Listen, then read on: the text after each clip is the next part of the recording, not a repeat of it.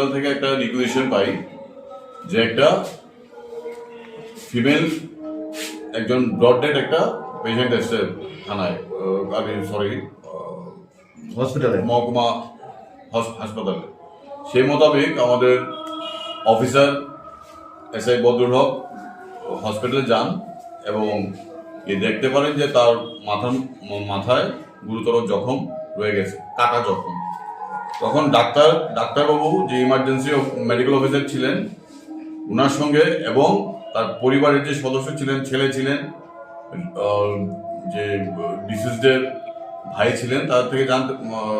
উনি জানতে পেরেছেন যে গতকাল শেষ রাত্রে অনিল দেববর্মা তার স্ত্রীকে, তাদের মধ্যে রাত্রিবেলা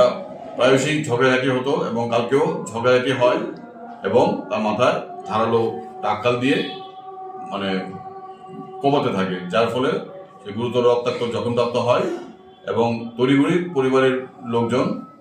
মহকুমা হাসপাতালে নিয়ে আসেন। সেই মোতাবেক আমাদের রিকুয়েশন পাওয়ার পর আমাদের আমরা হসপিটালে গিয়ে জানতে পারি যে এটা একটা মার্ডার কেস। তখন আমি বিষয়টা আমাদের এসডিপিও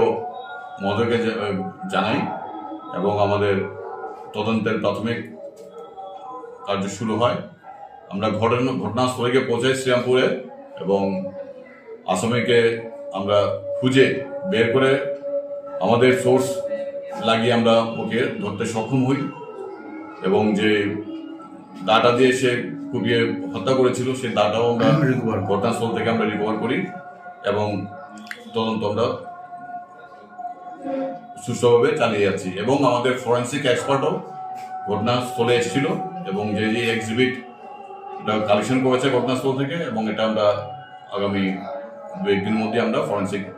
ল্যাবে পাঠাবো ফরেন্সিক এক্সামিনেশন।